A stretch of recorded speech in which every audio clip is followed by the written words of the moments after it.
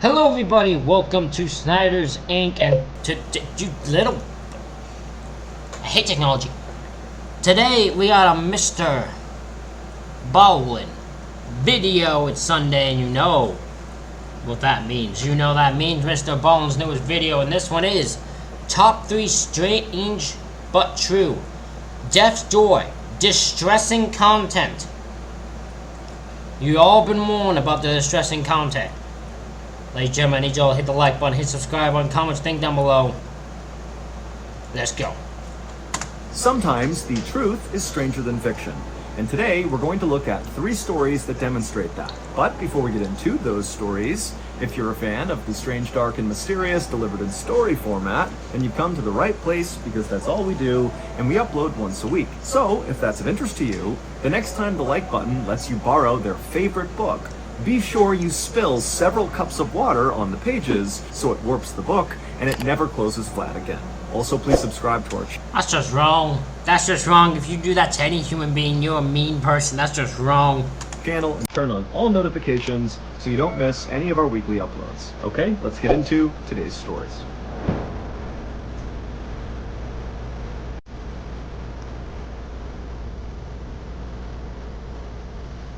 The Dark Room. Carlos Camejo woke up freezing cold and totally confused. It was September 6th. I know what this is. I know the background already tells me. This is the guy who woke up being trapped in a... Oh god, what's it called? Called the room they put the dead bodies in after they do like a... Why is my brain so blank here?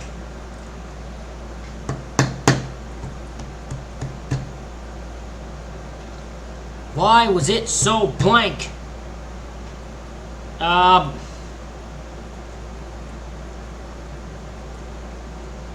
a morgue. I'm having a moment. I forgot what the name of it is. You know, the place they do to check the body to see how the see how you die and all that. You all know the name of it. It's Sunday, okay? My brain's not working all right. My brain's just not coming up with stuff. I can't get it to go up right. But he's in the room, and you know they put the dead bodies in one of those kind of like own little certain area, own little hiding place, own little door, own little room, and it's like its own little drawer type thing. And I'm totally bad at describing what's happening. There are people who are watching this who are just completely baffled by what I'm talking about, and I get it. I'm terrible at this right now. But yeah, this guy's trapped in a room here. That I know what the room is. He'll say the name. I'm like, that's what it is. I know what it is.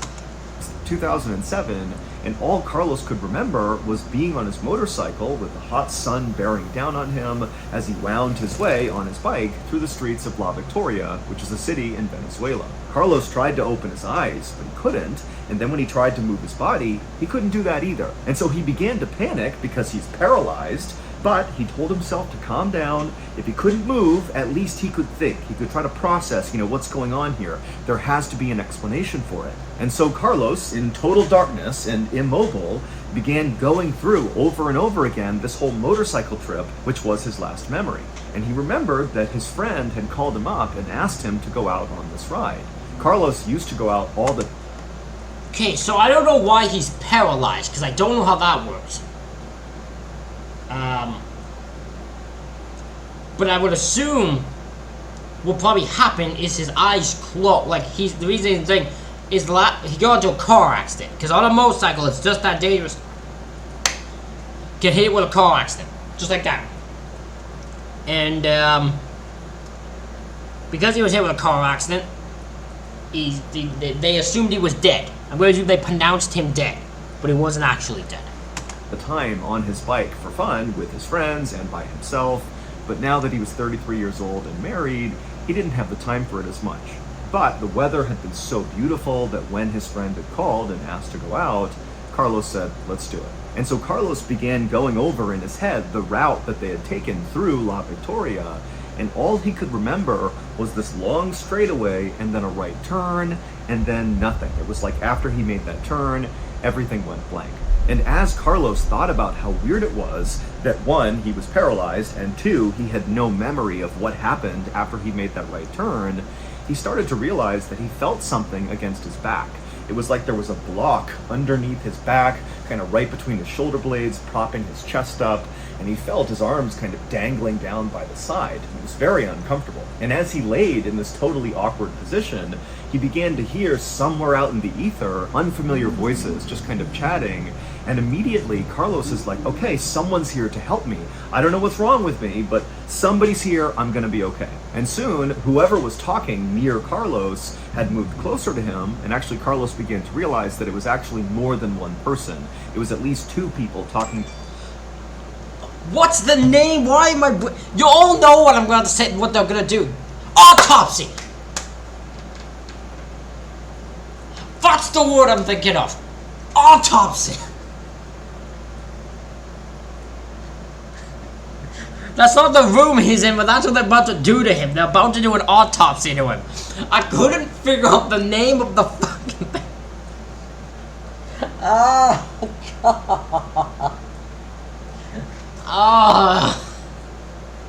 Autopsy. God damn it, brain. I know better than this. Back and forth, but again, Carlos can't open his eyes, he can't move, he can't communicate with these people. He just knows they've come closer to him. And after these people had moved right up against Carlos, Carlos suddenly felt something metal pressing up against his chin. And it was kind of sharp, and it kind of hurt when it touched his chin. And Carlos wanted to scream out and tell them whatever they were doing to stop and at least tell him what was going on, but Carlos couldn't make a sound. And then Carlos began to hear this kind of mechanical whirring sound, like a machine starting up that was very close to where he was. And suddenly Carlos began panicking, like, what's going on? What are they doing to me? And as Carlos's heart rate is starting to speed up, one of the people who had moved near Carlos suddenly said, oh my God, that's impossible. This can't be. And then again, Carlos felt more pain in his chin. And then the pain got dramatically worse. It went from just kind of like a poking feeling to something going into his chin, and he felt it moving underneath his skin like a knife cutting through him, and then whatever it went out of his chin. And as this is happening, Carlos is trying so hard to just wake himself up and do something to... So I know what's happening to him, but I can't also don't. Because I don't know why he's, like, I guess they... Because if you're dead, if they assume you're dead, they don't paralyze your body. Right? Or have I misunderstood what an autopsy is? Because that has to be what they're doing to him. But I wouldn't think they'd paralyze your body. So unless he's, like, so gone that he can't actually open his eyes and he can't move, just his body can't do it, but he's also able to... I don't know. I'm trying to figure out what's going on. It's very weird. To tell these people to stop, but he just couldn't do it. And then again, he felt that sharp pain in his chin. Another round of something going into him, moving underneath his skin and then poking out again. And the pain became so blinding that suddenly Carlos was able to kind of break through this paralysis and his eyes shot open. And for a second, all Carlos could see was like blinding lights. But then as things came into focus, he saw there were two people, the people who had been speaking, wearing these huge goggles and face masks, and one of them was holding a big needle with black thread attached to it, and that thread was coming from Carlos's chin. They had been running that needle through his face, stitching his chin for some reason, but with no anesthetic. And so as Carlos is staring up at these people in goggles, the people in goggles are looking down at Carlos, and they're totally horrified, and they just kind of begin backing up, not really sure what to make of this. And then Carlos, again, kind of breaking through this weird paralysis he was under, he was able to lift his head up and look down at his body. And he saw, to his horror, that he was totally nude. He was laying on a metal table, and there was this wide... Yeah, they're doing an autopsy to him. So I'm gonna assume what happened is as he made that turn, crashed into something. Don't know what he crashed into. Crashed into a car, truck, something like that. Or crashed into something on the street. Sent him flying. Flying. Brutal crash. Falls down, hits the ground. Then, as he falls down, the guy, he's lifted. as medics came there, saw he was dead, and because they thought he was dead, because they pronounced him dead, they were just about to do an autopsy. It turns out he was alive. Drawn on his chest, starting at his collarbones, coming down right underneath his throat, and then straight down across his chest. And then after Carlos saw this Y on his naked body, he looked over at a tray that was right next to this metal table near these two guys in goggles who were now kind of backing up, and he saw there was a whirring instrument on this table, and it was a circular blade, a saw. That was the sound he heard, and that's when Carlos figured it out. Earlier that day, when Carlos had been out riding his motorcycle with his friend, he had gone down that long straightaway in La Victoria, he had made a right turn, and parked illegally right after this turn was this big truck. Carlos didn't see it, and at full speed, he impacted the truck. He was thrown from his bike. I said he hit something. Went flying. When the medics, they pronounced him dead. And then he turns out he was alive, but he just got figured out. It's like he just turned back alive as they were about to do the autopsy.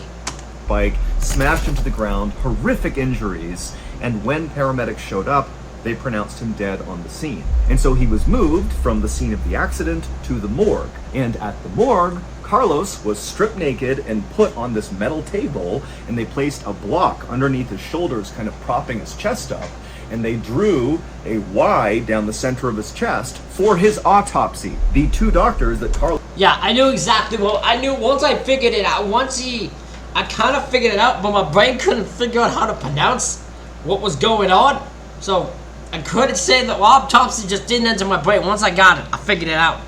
It's like its own proud moment of me just figuring out how to freaking words. Carlos ultimately saw, chatting and performing this autopsy, we're going to follow that Y on his body with the circular saw. That's how they cut you open during an autopsy. But right before they were about to do that, the doctors noticed that Carlos was actively bleeding from his chin. And since he was supposed to be dead, that didn't make any sense. And so that was why one of the doctors had said, oh my goodness, this can't be. And so not really sure what to make of it, they had just grabbed a needle and begun stitching his face together to stop the blood from going down his chest. And then Carlos opened his eyes, and it dawned on the two doctors that, oh, he's alive. That's why he's still bleeding. We should definitely take care of him now. But amazingly, after Carlos came back from the dead, he was simply moved into the hallway and left on this metal table, and the doctors who were going to perform his autopsy just left the paper that said he needed an autopsy in his pocket, just kind of showing that, hey, we were just following orders. Somebody told us to give you an autopsy. This is not our fault. And that's where Carlos stayed until his wife showed up and found him in the hallway, just laying there as if he was still just waiting for his autopsy. Carlos would suffer. These two people doing the autopsy wanted nothing to do with this. They were like, we did not. Listen, we're gonna put you here. You're gonna be found. Someone will find you. Someone's bound to show up here and find you. It's all good. We're just gonna put this in your pocket. See, you said you needed an autopsy. See, we're good. We did nothing wrong. See, we're just gonna back away here, leave you be, have a nice fun. You know, hopefully you're found. These doctors are. What the hell? I don't know why they acted like that. It wasn't like it was their fault. They wouldn't have gone in shit. They didn't kidnap him and bring him there to do an autopsy. It just happened to be alive. For horrible injuries from the accident and serious emotional trauma from almost being cut open during this autopsy, but he would make a full recovery.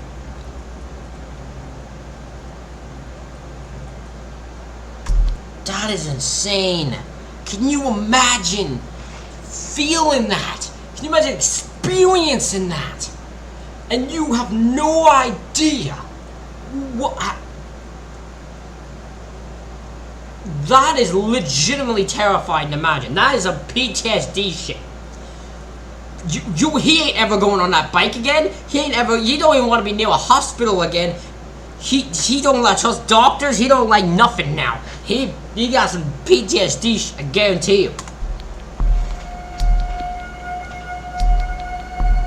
On the afternoon of May 11th, 2015, 55-year-old Natalia was gathering sap inside of a Russian forest with her 82-year-old friend, Valia. The two of them had been coming to this grove of birch trees for many years. They enjoyed the peace and solitude of nature, and it was also a good place for Natalia to bring her little dog so he could run around while they collected the sap. It was a perfect spring day. The weather was very mild, the sun was out, and the two friends had a great time just kind of moving around the different birch trees, using their little drills and hammers to get their taps into the tree, and then they'd put their glass bottles underneath each tap to collect their harvest. And then at some point, Natalia felt like she had all the sap she would need, and she began gathering up her things to get ready to leave.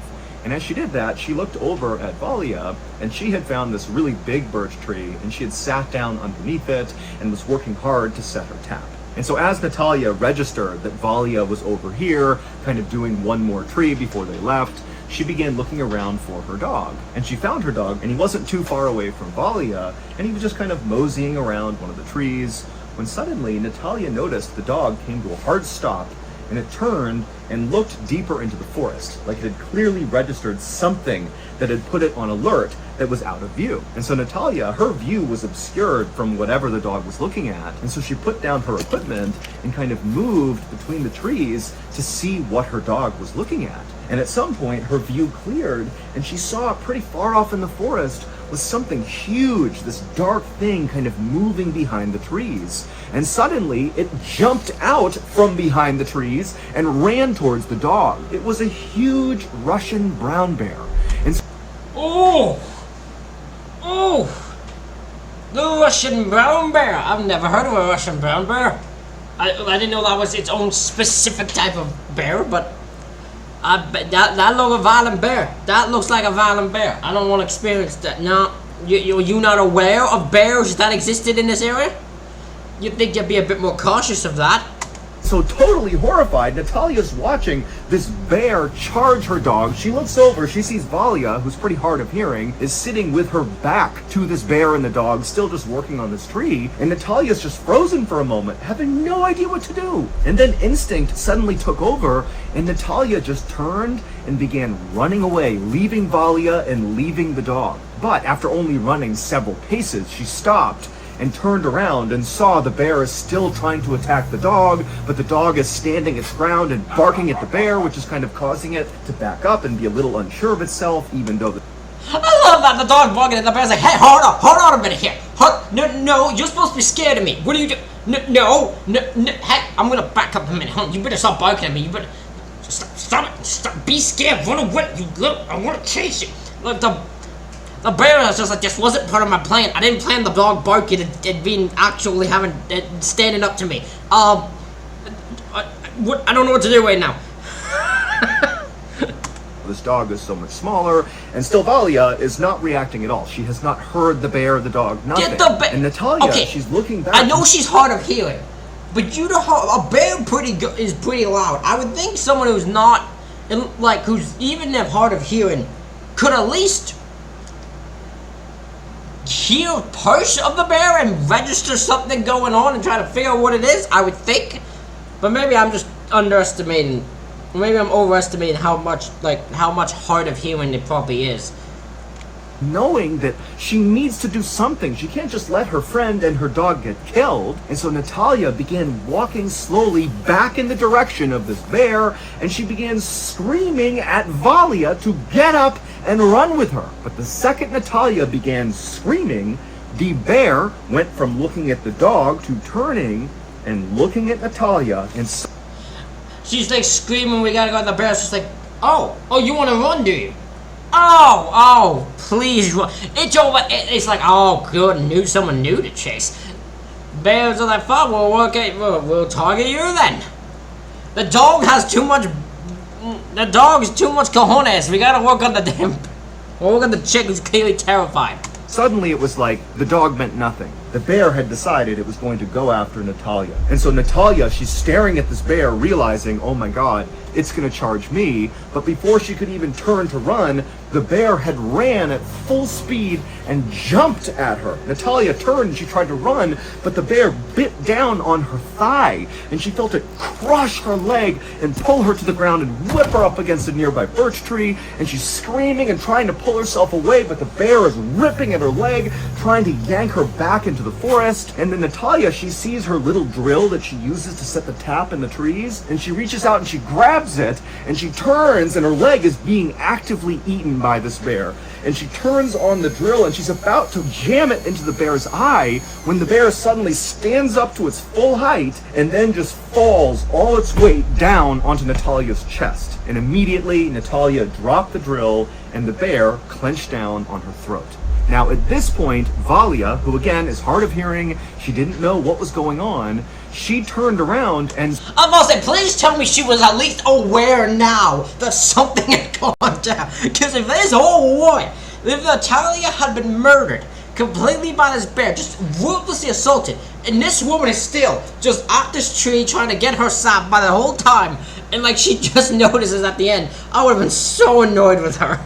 Saw this bear mauling her friend. And so what does she do? She runs over to this bear right behind it and begins pummeling this bear and screaming at it to get off her friend. And the bear, who barely registers Valia hitting it, it just lets go of Natalia for a second. It turns around, and you gotta remember, this bear has been eating Natalia. Its face is covered in her blood. And it turns and looks at Valia, and Valia, she's terrified, she begins stumbling backwards, and the bear is clearly about to jump on Valia when Natalia, who's barely alive, she sees this happening, and she just begins screaming at this bear while she's laying there bleeding out, trying to attract the bear to come back and keep eating her to spare Valia. And it works. The bear, hearing Natalia screaming behind it, forgets about Valia and turns back around and resumes eating Natalia. And then just seconds later, the bear actually lifted up Natalia by her neck and it ran off into the woods carrying her. And so Valia is just left watching this happen. She knows she's not going to be able to stop this bear, and so she just begins running back towards the car, which was not that far from where they were. And when she got out there, she grabbed her phone and she called the authorities. About an hour... I don't want to be the guy, but I have to. What the hell happened to the dog? What happened to the dog? Because the bear stopped going after the dog. What did the dog do the entire time that attack was happening? Was it just barking? I'm not even being mad at the dog. I'm actually just curious because he stopped bringing up the dog. What happened to the dog? Hour and a half later, hunters sent by the police, along with animal control, arrived at this parking lot, and they found Valia, who was totally in shock, and she would tell the hunters and animal control where this birch tree grove was, where all this happened. And a moment later, the authorities headed into the woods. And after arriving at the birch tree grove, they actually saw the bear. It was by itself, and it turned and looked at them, and it began charging them, and they all raised their rifles, and they fired at the bear. And they shot it enough times that the bear collapsed right in front of them, and then they shot it one more time to make sure the bear was dead. But there was no sign of Natalia anywhere. But then suddenly, the authorities turned and saw something move off in the distance, and out from behind a tree came Natalia's little dog. It had somehow not sustained any injuries from... I was wondering what happened to the dog. Thank you for updating me. I was like, oh, I didn't know the dog was alive. Was the dog with Valia, like the other girl's name was? What, like, where's the dog? This bear, even though the bear had originally gone after the dog, and the dog, it came up to the authorities and then quickly doubled back behind a tree. And so, kind of operating on instinct, the group followed the dog around the tree, and they saw the dog was closely guarding this kind of mound that was covered in sticks and leaves and dirt. And so one of the hunters walked over and looked down, and they realized there was a person underneath this mound. It was Natalia. They pulled off all of the dirt and the twigs, and they found her absolutely destroyed, mauled body. But... oh my god, that was a real photo! It didn't even register in my brain that was a real photo until I looked again. Oh my god!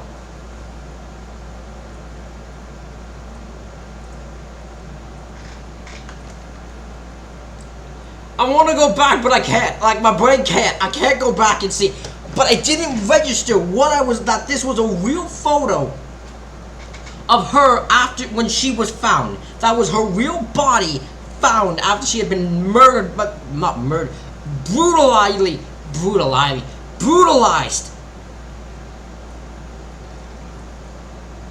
and killed by this bear. Natalia was actually still alive. No, she wasn't. No, she was not. No, she was not. No, she wasn't. There's no way. There's no way. After all that she went through, there's no way this woman's still alive. She has to be dead. She has to. She has to be. There's no way she survives. Brown bears are notorious for eating their prey while they are still alive. And in many cases, they will gravely wound their prey, but not let it die, because then the meat is fresher when they come back and eat it later. And so bears will wound their prey and then basically bury them, cover them up with sticks and dirt, kind of like putting it in the fridge, and then come back and eat them later on. And so Natalia was earmarked to be eaten later because she was still alive and buried.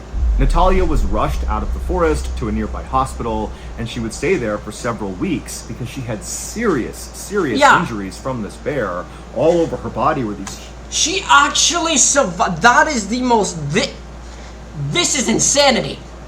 These are all the most insane things I've ever heard someone survive. I'm trying to think of another survival story that...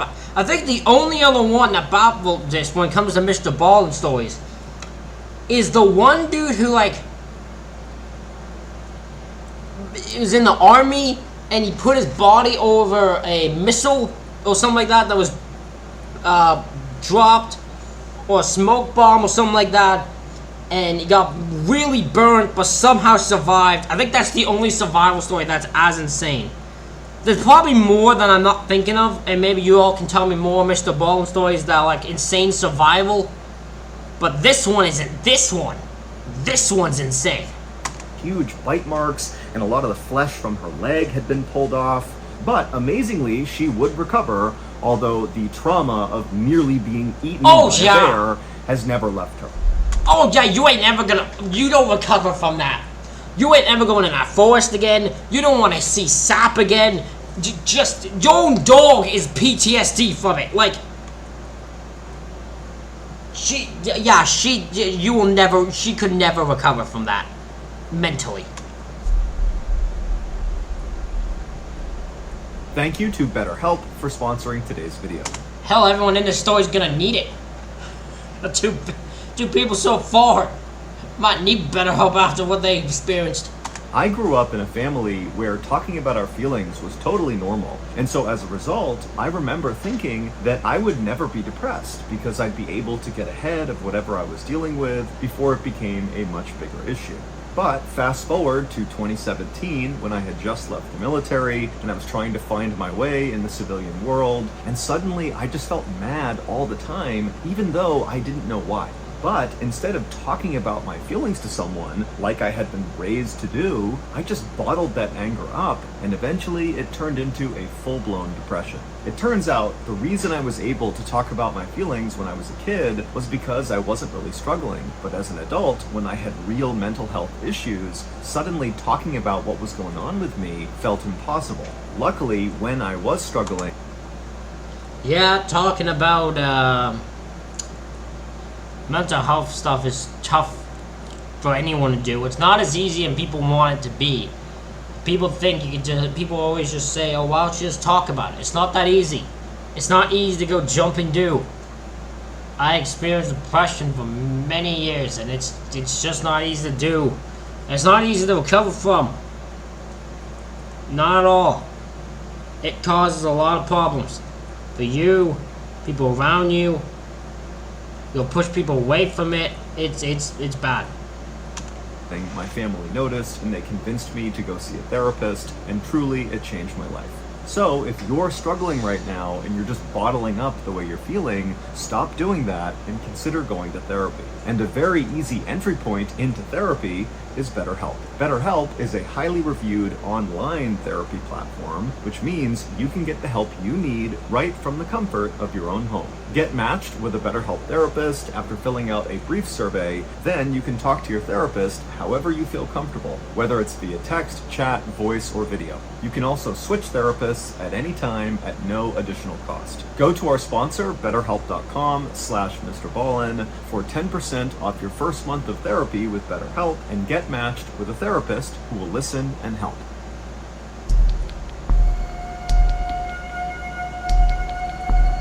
On the afternoon of May 25th, 2017, 42-year-old Nicole Gordon was laying on her couch in her home in Atlanta, Georgia, with an ice pack on her head.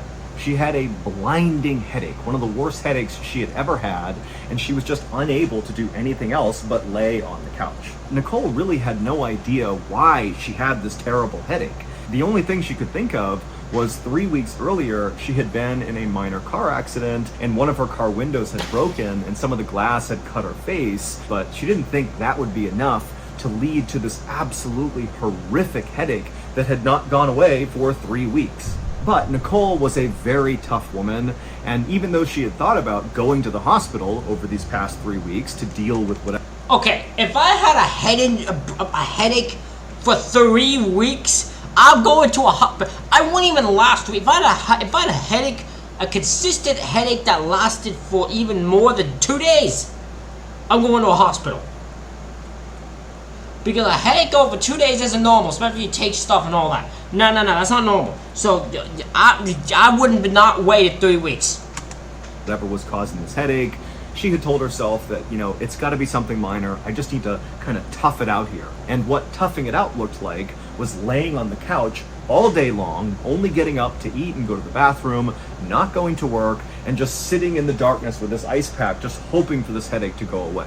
And so as Nicole was just laying there, she heard her back door open up. It was her boyfriend, Durante, coming in with groceries. He came inside and he put the groceries away, and then he came into the living room where she was, and he asked how she was doing. And she told him that the headache had not gone away yet, and would he mind going into the kitchen and getting her some ibuprofen, which are pain meds, as well as some water. And so Durante said, of course. He went in the kitchen, he got what she needed, he brought it back. She said thank you, she took the ibuprofen, and then she went back to just being totally miserable. But just a second later, Nicole and Durante heard a knock at the front door, and Durante, he walked over and kind of casually looked through the blinds to see if he could see who was at the front door, and he saw it was Nicole's best friend, Leisha. But instead of going to the door and opening it, Durante turned to Nicole and said, hey, it's Leisha, do you want me to get the door?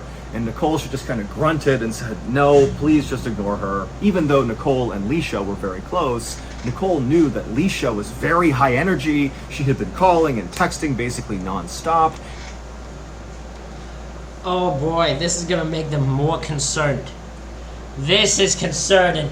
This will probably be concerning for her. She's calling and texting nonstop, and she can't get a hold, and she's not coming to work, like getting a hold of her. She's not answering the phone, not answering nothing. This gotta be, Leisha's probably concerned as hell. Ever since Nicole had begun getting these headaches, Leisha just wanted to help and kind of be around and be a part of her recovery, but Nicole just couldn't deal with that super high energy right now. She could barely have a conversation without her head hurting even more, and she knew that Leisha and Durante didn't really get along too well, and so Nicole figured it would just be better for everybody if they pretended no one was home and Leisha just went on her merry way. But Leisha was very persistent and just continued knocking really loud on the front door. She began calling Nicole's phone, and so Nicole began reaching over and silencing her phone over and over again. And finally, Nicole looked over at Durante and just said, I don't need this, I'm going into my bedroom and I'm lying down. And so she grabbed her phone, she stood up off the couch, she could barely move, her head hurt so bad, and she walked, quietly past the front door, made her way into her bedroom, and she was about to lay down on the bed when she made the mistake of opening up her blinds just a little bit. Her room was on the front of the house as well, and she wanted to see if Leisha was still there, and when she opened those blinds, Leisha, who was outside, happened to be looking at Nicole's bedroom, and the two of them made eye contact. And Nicole's like, oh my God, she knows I'm here. And so Nicole, she just shuts the blinds. But now Leisha comes up to the window and she's yelling, Nicole, I know you're there. Come on, let me in. I want to help you. But Nicole, she just could not deal with it. And so she laid down on her bed and... I guarantee Leisha knows what's wrong with her. I guarantee you, Leisha knows what's wrong with her, but she won't answer, like she just doesn't want the help. Just continued to totally ignore Leisha. Nicole knew that no matter how offended and upset Leisha was for this snub, she would get over it, because the two women had been friends for nearly 2 decades. 19 years earlier, they had been neighbors, and they had become friends really quickly. They had been pregnant at the same time, and they began raising their kids, kind of like side by side. But in the last 5 years that Nicole and Durante had been together, Nicole and Leisha had kind of drifted apart, because Leisha and Durante both had very strong personalities, and they just kind of clashed. And Nicole and... Here's what I wonder. I'm gonna throw a theory out, right? So she's been only around Durante. What if Durante... I'm not saying this is what happened. I'm just throwing out different theories. What if Durante is maybe like poisoning her or something, right? Poisoning her or doing something like that slowly. And it's causing this pain and suffering, and because he's the only one around her, no one can help her, and Leisha maybe knows that might be a possibility. That's why she keeps trying to get involved and trying to get in his way. Durante had this kind of on-again, off-again relationship, and every time they were broken up, Leisha would come around and be totally unfiltered with Nicole about how much she didn't like Durante. But right now, Nicole could just not deal with Leisha, and so despite hearing her yelling for her to come outside, come on, I know you're in there, Nicole just rolled over on her bed with her ice pack on the side of her head, and she fell asleep. A few hours later, when Nicole woke up, Leisha was gone, as well as Durante. He didn't stick around for very long. He often would only come over just to check in, and then he'd go off and do his own thing. And so Nicole, who still had this blinding headache, she sat up, she got out of her bed, and she was only able to walk back out into the living room, where she laid down on the couch and just went right back to sleep. Even though Nicole had had this headache for 3 weeks, and it had not gotten any better, she really was convinced that taking enough ibuprofen and relaxing long enough would cause it to go away.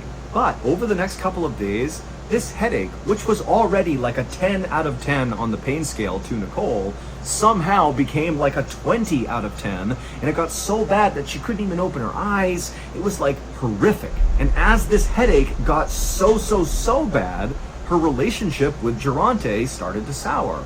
Durante didn't really believe that Nicole was actually in the amount of pain that she was in, and he kind of began acting like she was just being lazy. And this really upset Nicole. Oh my man, Durante! I assumed you were I didn't think you were this stupid though. Like what? My man, there's some things that people can do, but you can't fake pain that well, brother. You can't fake pain for 3 weeks that well. You'll know if someone's faking. You have to be really, because if someone's faking it that badly, you have to be very distractible. You have to be like, so not really there that you just believe them. Or it's something simple. Like they'll just say they injured their foot. Or something like that. So you don't really have to much to look into it. You just pretend not to stand. You ain't gonna fake a headache for 3 weeks. That's not something they're gonna do. Because that wasn't true at all. She was just in blinding pain and couldn't do anything. Finally, in late June, so 5 weeks after Nicole's headaches had begun, and at this point her headache had still not gone away, she was laying on the couch, like always, with the lights off. She's got the ice pack on her head, and she's just trying to get through the day when she hears the back door open, and it's Durante, and he comes in, he slams the back door, he doesn't even say hello, and he just storms into the living room and just looks down at her with a totally disapproving look. And Nicole, she kind of looked over at him, and when she saw that look on his face, she had just had it, and she said, you know what?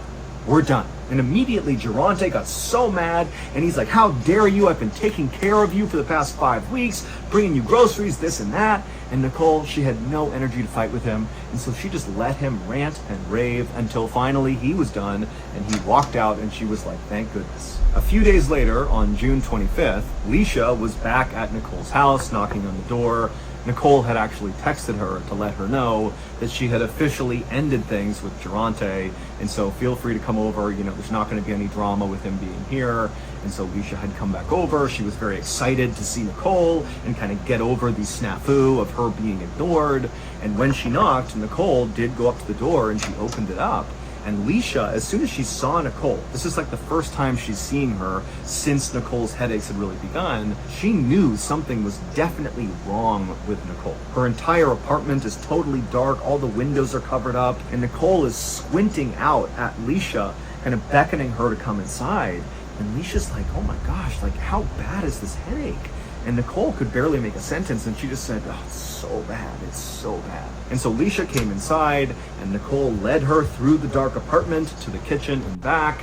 And Nicole, she sat down, and Leisha sat down opposite her. And Leisha began asking Nicole questions about her headache, about Durante, just kind of about her life. And quickly, Leisha realized that Nicole really wasn't making any sense. Her answers, even to the simplest questions like, what did you eat today, were in fragments and didn't really make any sense. And finally, Leisha said to Nicole, hey, this can't be a normal headache. This is something serious. You need to go to the hospital. And at this point, even though Nicole had been trying so hard to just kind of white knuckle her way through whatever was going on, and this is a stubbornness I have never seen in my life. Listen, no human being could deal with a headache for over 3 weeks, maybe 4, and just keep going and just tough it out. None of us can be this stubborn, right? There was no one here who could be this stubborn. Because if you are, stop being this stubborn. Because if you ever have a headache for 3 weeks and you don't go to the hospital and it's consistent, non-stop, you're too stubborn for your own good. You need to go. in hopes it would go away. You know, she was starting to realize that there was something wrong here and she needed help from a doctor. And so Nicole agreed to go. And so Leisha would help Nicole up and kind of assist her out of the apartment and into Leisha's car, and Leisha would take her to the hospital. And when they got there, Leisha brought Nicole into the emergency room, and she explained to the nurses and doctors that Nicole had this terrible migraine. It started after she was in this minor car accident 5 weeks earlier. And so the doctors and nurses brought Nicole back to one of the rooms, and they began kind of treating her the way they would any other patient who had a serious headache. They asked her if she was hydrated, they asked what medication she was taking, they asked her what she was eating, how much sleep she was getting. They were just kind of going down the list of different things that could cause this headache, but nothing stood out as a red flag. Even the fact that she had been in this minor car accident and had some cuts on her face from the glass, that really wasn't enough for them to think, oh yeah, that would cause 5 weeks of a persistent migraine-like headache. They even looked at the cuts on her face. They need that. This has to be. This is some sort of brain injury or something. This is because I'm trying to think what this could be. A tumor, maybe. I don't really know. I'm not a medic guy, but there's something not right here. To see if maybe they were infected or something, but they weren't. Basically, they had no idea what was causing this. But the doctors and nurses were very concerned because persistent, extreme pain in your head could be signs of a stroke or an aneurysm or something, both of which can be fatal. So they put Nicole through a series of imaging scans to get a look inside of her head to try to figure out what was going on. And after they finished all these scans, Nicole was brought back to her hospital room and she laid down on the bed. And even though she felt terrible still because of this headache, she at least felt like, okay, finally, you know, these people are going to figure out what's wrong with me. They're going to give me medication. This headache's going to go away and I can get back to my normal life. But only a few minutes later, as Nicole is laying there trying to get comfortable, the door to her room suddenly burst open and a swarm of people came into the room looking very concerned. And in the middle of all these people was a guy wearing a suit, and he walked up to Nicole and he said he was a police detective, and he held up one of her scans and he pointed at it. But to understand what he was pointing at on her scan, if this is a police detective, what has happened to this woman? What has happened here that has caused her? Because this is a police detective isn't going to come with a medical issue. Something has been done to her. We need to go back and look at what really happened on the day that Nicole got into that minor car accident. Back in early May of 2017, Nicole and Durante, who were still dating at this point, had just come back to Nicole's house after the two of them had been at a house party together. And Nicole was furious with Durante because at this house party, he had been openly flirting with another woman right in front of Nicole. And so Nicole, after going... Yeah, she has a reason to be mad at him. I have a weird feeling now that I was not wrong in thinking Durante had something to do with this. I didn't even really know it, and I had a real... Maybe my gut was right, I assumed poisoning. That's probably wrong. I don't know what, but something. She thinks Durante has something to do with this. Into her house, brought it up to Durante about how disrespectful that was, and Durante, instead of being apologetic or trying to defend himself or even lie about it, he actually just got really mad at Nicole and said, you know what, fine, I'm breaking up with you. And then he began going around her house, gathering up all of his things that he had left inside of her house. And Nicole, truthfully, was so mad that she didn't really care that he was putting on this show of taking his stuff and leaving her. And so after a few minutes of Durante angrily grabbing his stuff from inside the house, he headed outside to Nicole's car where he had some more things inside of her car. And so he went in the passenger seat, and Nicole, she just reflexively got into the driver's seat of the car just to make sure that Durante didn't take anything inside of her car that he shouldn't, or mess with her car in some way to get revenge on her. And so she's sitting there, she's watching Durante right next to her, gather up his things, and then he hops out of the car, doesn't say a word to her, and then he walked around the front of her car and got into his car, which was parked right in front of hers, facing out towards the road. He climbed into the driver's seat, shut the door, and then he didn't move. And so Nicole, she's still sitting in her car, looking at Durante, hoping that he's just gonna leave now, but he wasn't. And so suddenly feeling so frustrated and mad at him for everything, she turned on her car and drove forward, not fast or anything, and bumped intentionally into the back of Durante's car, and then she backed up to where she had been. And after she did that, she stared angrily at Durante, basically being like, what? Like, I want you to leave, like, get out of here. And Durante, he was furious. I'm not saying what he's about to do is fair. But Durante, she had no reason to bump into his car. Now, what he's about to do is a way overstepping, because he's gonna drive into his car. I know he's gonna drive quickly into her car. But why would she do that thinking he wasn't gonna do anything back?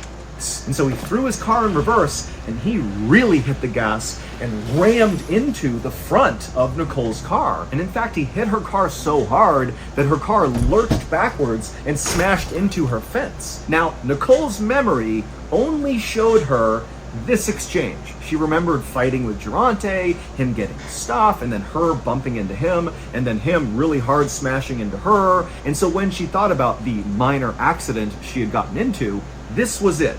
But what Nicole did not know as she was laying in the hospital bed, as this detective is holding up the scan and pointing at it, is there was actually a whole other series of events that played out after Durante backed into her.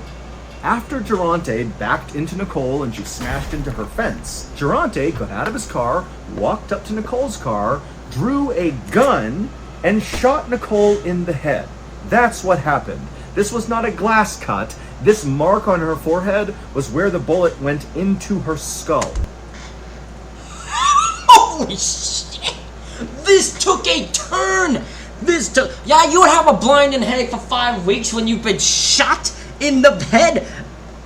Holy... The fact she's not dead. How are you not dead, woman? How are you actually not dead? But obviously, this did not kill Nicole. It knocked her unconscious, and Durante picked her up, put her in his car, and drove her to his mother's house, where he told his mother that, oh, Nicole was drunk and she got into a small accident and, she just needs to rest. And so Durante's mom, believing her son, put some Neosporin on Nicole's entry wound from the gunshot, put a Band-Aid over it, and kind of looked after her for the night. And then when Nicole came to, she had no idea what happened. Her memory only existed up until Durante rammed into her. She didn't remember him getting out and shooting her and all of that. And so when Durante realized that Nicole didn't know he shot her, he just went along with it and said, oh yeah, you got drunk and, we were fighting a little bit and you got into a small accident and I think the glass fell down and cut your head. That's all that happened. And Nicole believed it. It wasn't until Leisha made Nicole go to the hospital 5 weeks later and they scanned her head that they discovered a bullet lodged. This is insanity! Could you imagine coming to the realization you've been shot and not knowing? For 5 weeks, you were shot and a bullet was in your head and you had no idea. Could you imagine the reaction? My God, you would lose your mind. I would lose my mind. In her brain. And so the detective came in the room holding up the scan, and he pointed to the bright spot on the scan, and that was the bullet. And the doctors and nurses, they told Nicole that we've never seen anything like this, like you should be dead. And also, because this has gone untreated for 5 weeks, your body healed around the bullet. Like, we can't even take it out now. Your brain has formed itself around the bullet, and so it will do more damage than good if we try to pull it out.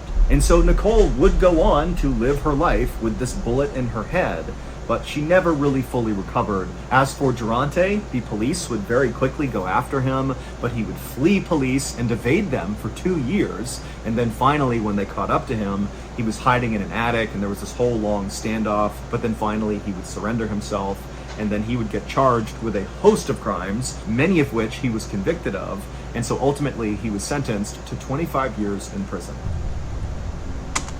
Wow! So that's gonna do it. If you got something... Wow! That's all I can say is, wow! What a goddamn story. What a bunch of stories, Mr. Ballen. Thank you for these. Ladies and gentlemen, let me know what you thought of these videos in the comments section. Hit the like button, hit the subscribe button. Thank you all for watching. I'll see you all for the next one.